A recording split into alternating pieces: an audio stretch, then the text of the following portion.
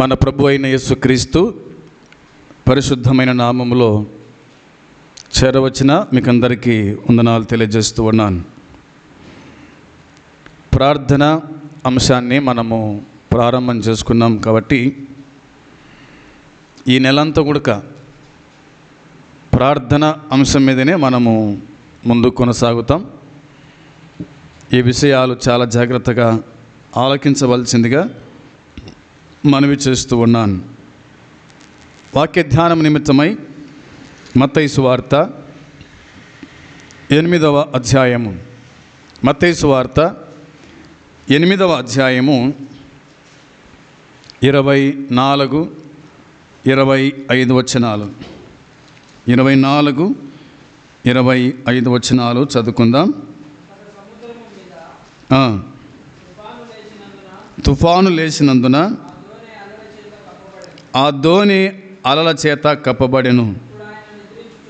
అప్పుడు ఆయన నిద్రిస్తూ ఉండగా వారు ఆయన యొద్దకు వచ్చి, ప్రభువా, నశించిపోవచ్చున్నాము, మమ్మను రక్షించుమని చెప్పి ఆయనను లేపిరి. చిన్న మాట ప్రార్థన చేసుకుందాం. ప్రేమగల తండ్రి, పరిశుద్ధుడైన దేవ, మీ పాదములకు వందనాలు, స్తోత్రములు, స్తుతులు చెల్లించుకుంటున్నాం. కనికర సంపన్నుడా, కృప చూపేటువంటి దేవా, నీకు స్తోత్రం నాయన. మరి ఈ దినమున ప్రార్థన అంశాన్ని మేము ధ్యానం చేస్తుండగా దీవించండి. చదివిన లేఖన భాగం దీవించి మాకు వివరించండి. మేము ఏ విధంగా ప్రార్థనలో ముందు కొనసాగాలనో మీరే మాకు నేర్పించమని, బోధించమని యేసుక్రీస్తు నామంలో ప్రార్థన చేస్తున్నాము తండ్రి, ఆమేన్. ప్రార్థన అనే 3 అక్షరాల పదం ప్రార్థన. ప్రార్థన ఎంతో ప్రాముఖ్యమైనది. బోధల కన్నా, వాదల కన్నా ప్రార్థనే మిన్న. ప్రార్థన శక్తి మనము పొందుకోవాలి అనేది ఉద్దేశం. ఈ అధ్యాయంలో రాయబడిన మాట, మరి సముద్రములో మునిగిపోకుండా తమను కాపాడమని శిష్యులు యేసు ప్రభుకు చేసిన ప్రార్థన.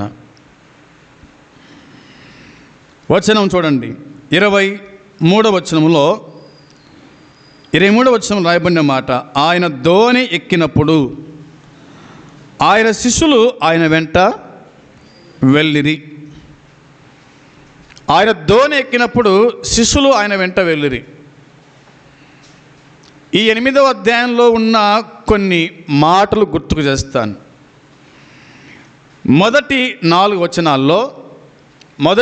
వచనాల్లో స్వస్థత పొందిన కుష్ఠరోగి గురించి రాయబడింది. స్వస్థత పొందిన కుష్ఠరోగి గురించి రాయబడింది. 5 నుంచి 13 వరకు శతాధిపతి కుమార్తెను స్వస్థపరచుట, శతాధిపతి దాసుని స్వస్థపరచుట. ఇక 14 నుంచి 17 వరకు పేతురు అత్తను స్వస్థపరచుట.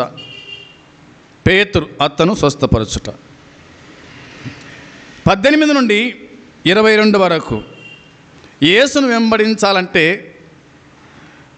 ఏం చేయాలనో అవి ఇందులో మనకు కనిపిస్తుంది. యేసును వెంబడించాలంటే చెల్లించాల్సిన వెల అక్కడ ఉంది. ఇక 23 నుంచి 27 వరకు మనం చదువుకుంటే తుఫాను నిమ్మలించటము మనకు కనిపిస్తుంది. ఆ తదుపరి 28 నుంచి 34 వరకు దయ్యములను వెళ్ళగొట్టుట దయ్యములను వెళ్ళగొట్టుట అనేది కనిపిస్తూ ఉంది. ఆయన దోణి ఎక్కినప్పుడు ఆయన శిష్యులు ఆయన వెంట వెళ్ళిరి. ఆ దినాల్లో, యేసు ప్రభు దినాల్లో ఎక్కువగా ఆయన దోణిలోనే ప్రయాణం చేసినాడు. ఈ దరి నుండి ఆ దరి వరకు, ఆ దరి నుండి ఈ దరి వరకు ఎక్కువ సముద్ర ప్రయాణం ఆయన చేశాడు. యేసు ప్రభు ఉన్న దినాల్లో ఎక్కువ మరి గాడిదల మీద ప్రయాణం చేసిన వాళ్ళు, ఒంటెల మీద ప్రయాణం చేసిన వాళ్ళు మనకు ఎక్కువ కనిపిస్తారు. ఆనాటి ప్రయాణము అలాంటిది. ఈనాటి ప్రయాణము మనం చూస్తున్నాం. మనుషులు ఆకాశంలో వెళ్ళిపోతున్నారు. మనుషులు పలు విధాల ప్రయాణ సౌకర్యాలు ఏర్పాటు చేసుకొని వెళ్తూ ఉన్నారు. యేసు ప్రభు ప్రయాణం ఏంటంటే సముద్ర ప్రయాణం. సముద్ర ప్రయాణం. ఆయన దోణి ఎక్కినప్పుడు అన్న మాట ఉంది. ఆయన శిష్యులు కూడా ఆయన వెంట వెళ్ళారు. 24వ వచనంలో, అంతటా సముద్రం మీద తుఫాను లేచినందున ఆ దోణి అలల చేత కప్పబడెను. అప్పుడు ఆయన నిద్రించుచుండగా అని వాక్యం చెబుతుంది. ఆయన ప్రయాణం చేస్తుండగా సముద్రం మీద తుఫాను లేచింది. సముద్రం మీద తుఫాను లేచింది. బంగాళాఖాతము చెలరేగింది అని అంటారు. అంటే తుఫాను రేవడము, తుఫాను రేగడము కదా. మేఘం వచ్చి నీరు తీసుకొని దేవుడు ఏ స్థలం అయితే వర్షం కురిపించాలనుకుంటాడో ఆ స్థలం వర్షం కురిపించటము, ఇవన్నీ కూడా మనకు తెలిసిన విషయాలే. ఇందులో రాయబడిన మాట ఏంటంటే, సముద్రం మీద తుఫాను లేచినందున, సముద్రం మీద తుఫాను లేచింది, ఆ దోణి అలల చేత కప్పబడెను. తుఫాను, సముద్రములో తుఫాను చెలరేగడము, సముద్రము అలల చేత కప్పబడడం, లేదా సముద్రము అలల చేత అది ప్రారంభించబడుతుంది అన్న మాట ఉంది. అలల చేతనే చనిపోయిన వారు చాలామంది ఉన్నారు, సముద్ర ప్రయాణికులు. అవునా? చేపలు పట్టేవారైతేనేమి, సముద్ర ప్రయాణం చేసేవారైతేనేమి, ఎక్కువగా అలలు రేగడం వల్ల, అలలు లేవడం వల్ల అల వచ్చి ఆ పడవ మీద, వారున్న దోణి మీద పడినప్పుడు అలాగే మునిగిపోతుంది. ఈత వచ్చిన వాళ్ళు బయటకు వస్తారు, ఈత రాని వాళ్ళు అందులోనే సమాధి అయిపోతారు, అలా చచ్చిపోతారు. అదేవిధంగా యేసు ప్రభు ఉన్నటువంటి పడవ మీద, ఓడ మీద ఏమి రేగిందంట? తుఫాను లేచింది. దోణి మీద అలలు లేచాయి, కప్పేవి అన్నమాట పడింది. అయితే ఆయన మాత్రం ఏం చేస్తున్నాడు? నిద్రించుచూ ఉన్నాడు. ఆయన నిద్రించుచూ ఉన్నట్టుగా దేవుని వాక్యం చెబుతోంది. వాక్యం రాయబడిన మాట ఏంది? ఇశ్రాయేలును కాపాడే దేవుడు కొనకడు, నిద్రపోడని వాక్యం చెబుతుంటే ఇక్కడేం రాయబడింది? ఆయన నిద్రించుచూ ఉండేను. మానవుడుగా ఆయన నిద్రించినాడు, మానవుడిగా ఆయన దప్పికొన్నాడు, మానవుడిగా ఆయన ఆకలి కొన్నాడు. అవునా? ఈ మాటలన్నీ మనకు బైబిల్లోనే కనిపిస్తాయి. ఆయన మానవుడిగా ఏడ్చినాడు, లేదా కనిపిస్తుంది. బాధ అనుభవించినాడు. ఇవన్నీ కూడా మనకు బైబిల్లోనే దొరుకుతాయి. అయితే ఆయన నిద్రించుచూ ఉండగా అనే మాట ఉంది. ఆయన నిద్రిస్తూ ఉండగా 25వ వచనంలో వారు అంటే శిష్యులు అన్నమాట ఆయన యొద్దకు వచ్చారు. వచ్చి ప్రభువా నశించిపోతున్నాం అంటున్నారు. వారు ఆయన యొద్దకు వచ్చారు, శిష్యులు ఆయన యొద్దకు వచ్చినారు. ఆయన యొద్దకు రావడానికి దూరం ఉందా? ఏమన్నా ఆయన యొద్దకు రావడానికి ఏమన్నా దూరం ఉందా? అందరూ అదే ధోనిలోనే ఉన్నారు. ఆయన నిద్రిస్తున్నాడు, అమరమున నిద్రిస్తున్నాడు, అనగా ఆ పడవలో, ఆ ధోనిలో నిద్రిస్తూ ఉన్నాడు. అలల చేత కప్పబడుతూ ఉంది. అప్పుడు వాళ్ళు వచ్చి, ప్రభువా నశించిపోతున్నాం అన్నారు. ప్రభువా నశించిపోతున్నాం అన్నాడు. ఇప్పుడు పైవాన్ని చూసి కిందన్నవారు ఆ మాట అనాల, అంతే కదా? పైవాన్ని చూసి కిందన్నవారు ఆ మాట అనాలి, మేము నశించిపోతున్నాం అని చెప్పాలి. వారికంటే కింద ఎవరు ఉన్నారు? యేసుప్రభు ఉన్నాడు కదా. వారికంటే కింద యేసుప్రభు ఉన్నాడు. యేసుప్రభు కాడికి వచ్చి పైన ఉన్నవారు అంటున్నారు, మేము నశించిపోతున్నాము అని అన్నారు. ఇప్పుడు నీళ్ళు పడాల్సింది యేసుప్రభు మీద ముందు, ఆయన మునగాలి ముందు నీళ్ళలో. ఆయన మునగక ముందే వీళ్ళు వచ్చి మేము నశించిపోతున్నాము కదా, ప్రభువా మేము నశించిపోతున్నాము నాయన అని అరిచారు. అప్పుడు ఆయన చూడండి, నశించిపోతున్నాం, మమ్మల్ని రక్షించమని చెప్పి ఆయనను లేపిరి అన్నమాట ఉంది.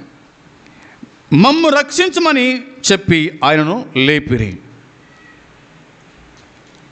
యేసు అనగా రక్షకుడు.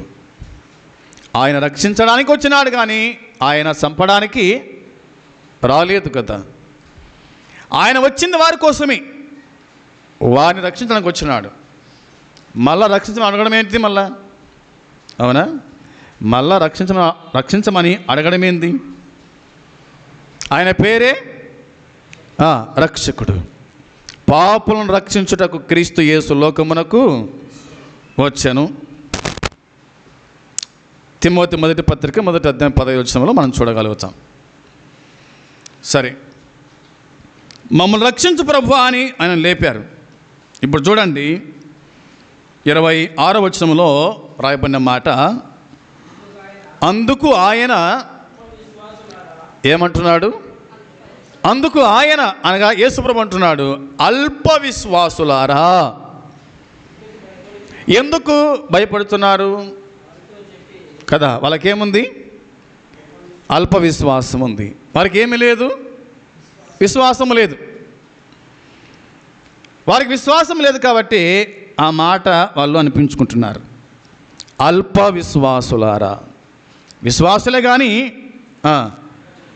అల్ప విశ్వాసులు ఉన్నారు. విశ్వాసులే కానీ అల్ప విశ్వాసులు ఉన్నారు. ఈ అల్ప విశ్వాసులతో పెద్ద ఇబ్బంది. ఈ అల్ప విశ్వాసులతో పెద్ద ఇబ్బంది.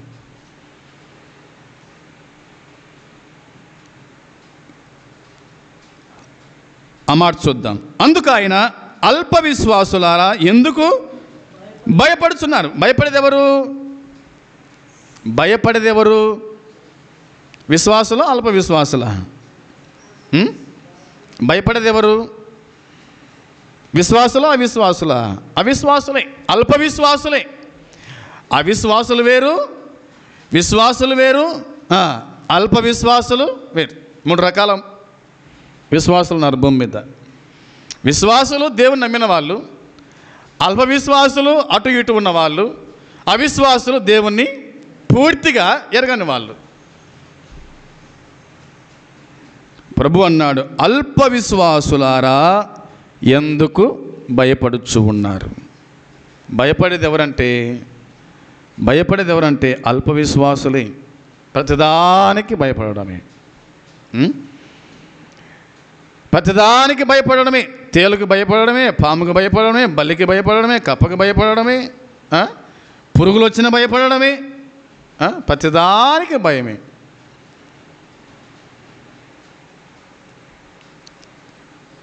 అందుకే ప్రభు ఇలాగ వాళ్ళకి పేరు పెట్టినాడు.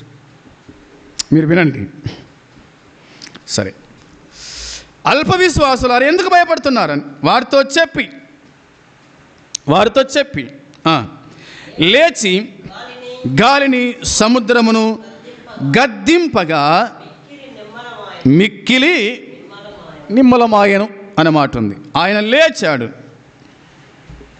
గాలిని గద్దించినాడంట, సముద్రాన్ని గద్దించినాడు. గాలి ఆయనకు లోబడింది, సముద్రము ఆయనకు లోబడింది. కానీ లోబడిన వ్యక్తి ఎవరంటే మనమే. లోబడిన వ్యక్తులం మనమే. ఎన్నిసార్లు గద్దించినా లోబడిన వాడు మరి తిరుగు లేకుండా హఠాత్తుగా నాశనమగును అని దేవుని వాక్యం చెబుతోంది. అన్నీ లోబడుతున్నాయి దేవునికి. లోబడింది ఎవరు? నువ్వు నేనే. లోబడింది ఎవరు? నువ్వు నేనే. లోబడటం లేదు. లోబడిన వాడు దీవెన పొందుతాడు. లోబడిన వాడు ఆశీర్వదించబడతాడు. లోబడిన వానికి ఆశీర్వాదం ఉండదు, దీవెన ఉండదు. మనము దేవునికి లోబడాలి. దేవునికి లోబడాలి. వారిని గద్దించను, సముద్రాన్ని గద్దించినాడు, మిక్కిలి నిమ్మలమాయను అనే మాట ఉంది. 26వ వచనంలో అల్ప విశ్వాసులారా అనే పదం చూడండి. 6వ అధ్యాయము 30వ వచనం. 6వ అధ్యాయము 30వ వచనం నుండి 33 వరకు చదువుదాం. నేడుండి రేపు పొయ్యిలో వేయబడు అడవి గడ్డిని దేవుడిలాగా అలంకరించిన ఎడల అల్ప విశ్వాసులారా మీకు మరి నిశ్చయముగా వస్త్రములను ఇచ్చినాను. కాబట్టి ఏమి తిందుమో, ఏమి త్రాగుదుమో, ఏమి ధరించుకుందుమో అని చింతింపకుడి. అన్యజనులు వీటన్నిటి విషయమై విచారింతురు. ఇవన్నీ మీకు కావాలనని మీ పరలోకపు తండ్రికి తెలియను. కాబట్టి మీరు ఆయన రాజ్యమును నీతిని మొదట వెదకండి, అప్పుడు అవన్నీ మీకు అనుగ్రహింపబడును. రేపటిని గురించి చింతింపకుడి, రేపటి దినము దాని సంగతులను గురించి చింతించును. ఏనాటికీడు ఆనాటికి చాలు అని అన్నాడు. ఈ 30వ వచనం నుండి మనం చదివితే రాయబడిన మాట, నేడుండి రేపు పొయ్యిలో వేయబడు అడవి గడ్డిని దేవుడిలాగు అలంకరించిన ఎడల అల్ప విశ్వాసులారా మీకు మరి నిశ్చయముగా వస్త్రములు ధరింపజేయును కదా. ఎందుకు చింతపడుతున్నారు? ఎందుకు భయపడుతూ ఉన్నారు?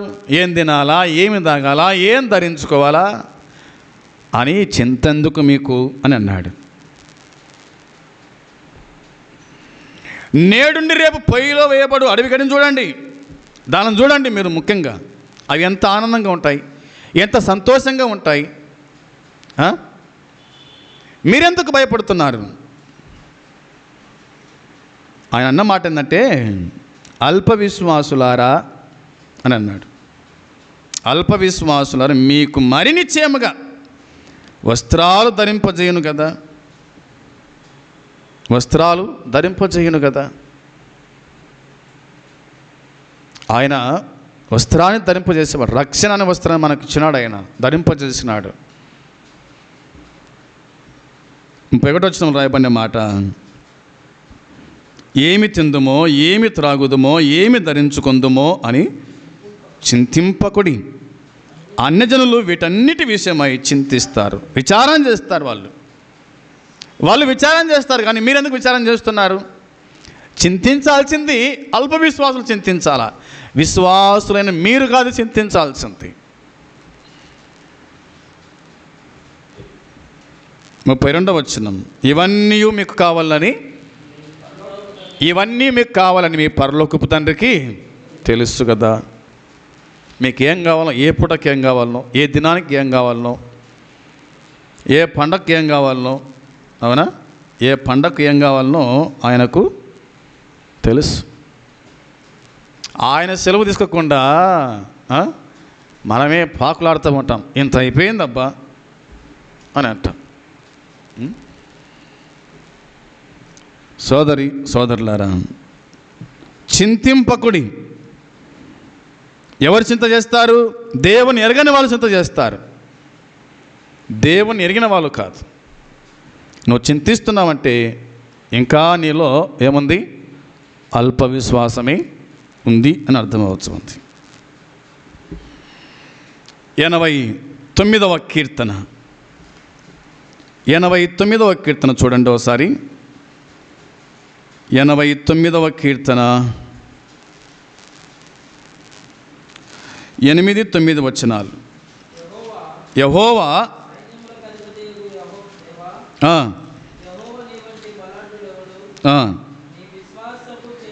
నీ విశ్వాసత చేత నీవు ఆవరింపబడి ఉన్నావు. సముద్రపు పొంగు ననుచువాడవు నీవే. దాని తరంగములు లేచినప్పుడు నీవు వాటిని అణిచివేయుచున్నావు అన్నమాట ఉంది. ఆయన సమస్తాన్ని అణిచివేసేటువంటి వాడు, ఆపేటువంటి వాడు. సృష్టికర్త నిర్మాణకుడు ఆయన కాబట్టి అన్నీ ఆయనకు లోబడుచున్నవని దేవుని వాక్యం చెబుతూ ఉంది. అయితే మనం ఏం చేయాలంట? మొదట మీరు ఆయన రాజ్యాన్ని, నీతిని మొదట వెదకండి, అప్పుడు అవన్నీ మీకు అనుగ్రహింపబడును అనే మాటలు ఇందులో మనకు కనిపిస్తాయి. కాబట్టి మరి శిష్యులు ప్రార్థన చేస్తూ ఉన్నారు. సముద్రములో నుండి మునిగిపోకుండా అయ్యా మమ్మల్ని కాపాడు, రక్షించని కేకలు వేస్తూ ఉన్నారు.